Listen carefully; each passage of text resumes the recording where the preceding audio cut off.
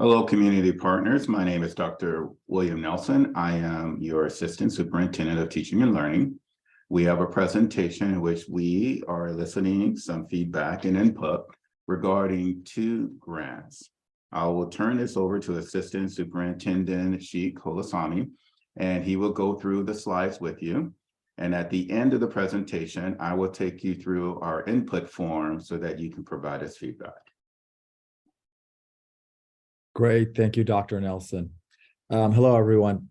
We'll go through a little bit of an introduction in terms of the funds. And one of the things that we want to do is kind of do a little bit of review of the pandemic dollars, because those dollars continue to fund critical activities and programs, which we want to consider as we look at these additional one-time dollars, similar to the pandemic dollars. These are also one-time.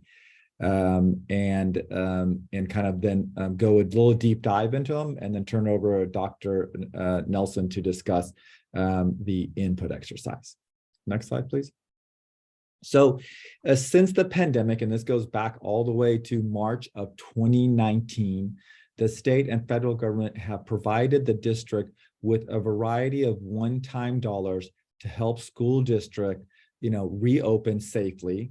And then assist with some of the learning loss and support in the classrooms as we've dealt with the pandemic. So critically important in the last few years have been both the federal ESSER grants, there's 3 of them, and then the in-person instruction grant and the expanded learning opportunities grant. Those grants continue to fund significant programs the district has in the areas of the virtual academy, counselors, social workers, and psychologists. Additionally, to ensure in-person instruction, we have additional nurses, healthcare assistants, and pandemic coordinator. As part of the ELOG grant, the district continues to provide extra hours to our paraeducators in the classrooms as well. And as we look at these other programs, these funds are going to end. They're one time, so we may want to consider allocating some of those funds to these programs that have been so successful. Next slide, please. The first grant that we want to review is the Art, Music, Instructional Materials Discretionary Block Grant.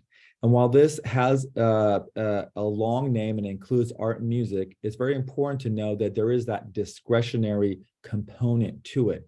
And while there is a lot of items under art and music and instructional material and other relevant materials needed in the schools, that discretionary area does provide quite a bit of flexibility.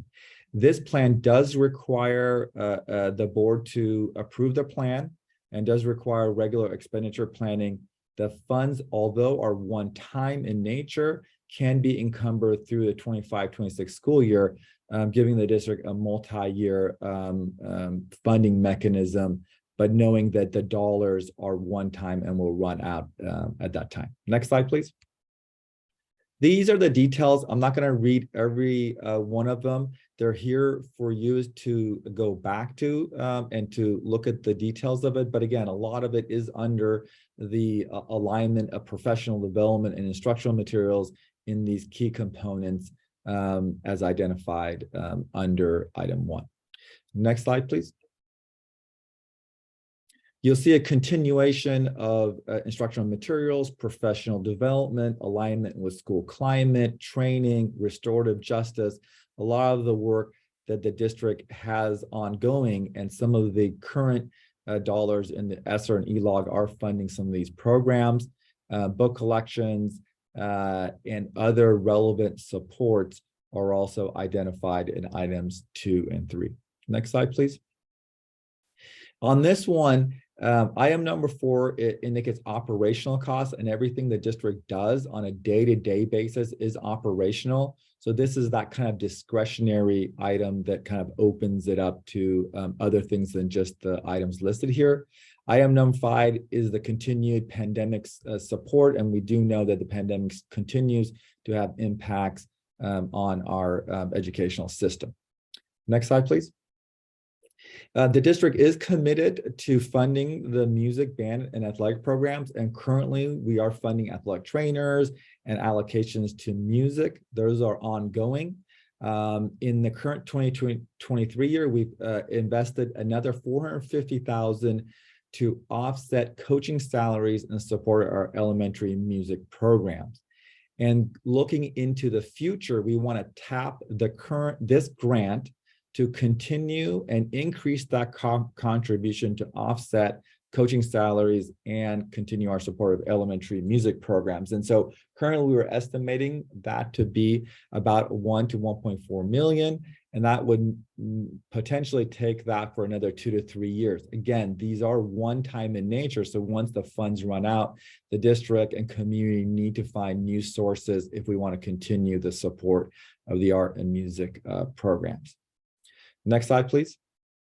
The Learning Recovery Grant is a little bit more restrictive.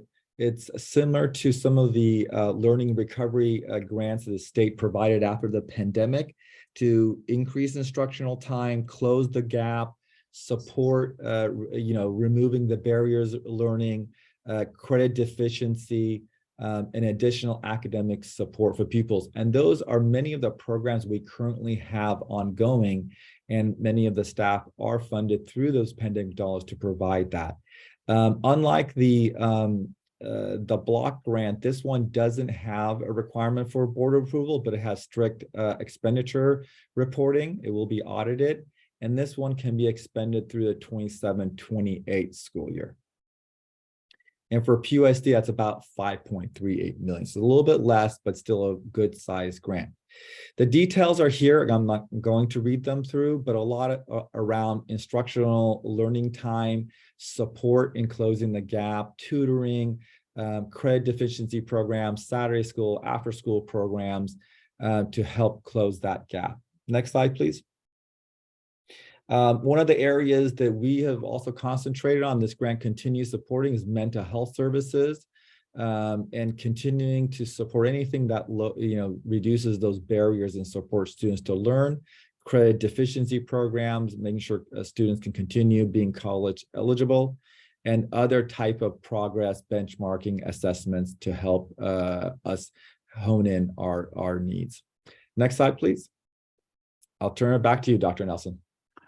So as we receive your feedback, we just want to remind you of our organizational goals. These 5 goals help us focus on supporting every single student in our district. So as you move forward, and you can read them over, and there are also more detailed reports on our website, just keep them in mind. However, please know that we want your feedback, and this is the time for it. So on this slide here, you will see that there is a link that you can utilize to access a Google form that will ask you to provide feedback. And it's just feedback. It is an open-ended question. The only specific questions we have asked for you to answer would be if you are a classified member, like a teacher, or classified like a custodian or an office staff member. And also if you're like an alumni or a parent, because we're eliciting feedback from all of our community partners and stakeholders. Feel free to choose which grant you would like to give feedback. You don't have to give both. And also, you can come back and provide feedback on multiple forms. So if you think of something later, or you just have one idea right now, and then a week from now, you have another idea, it's okay to take the link, or you can use the QR code and do the same process. So that is fine. There's actually a question I will ask you. Is this your first time filling out the form, the second time, third time? It just helps us keep track to see, are we getting feedback from all of our community partners? We want to thank you for taking the time to do this. We really appreciate your feedback, and it will help us ensure that every single one of our students are successful.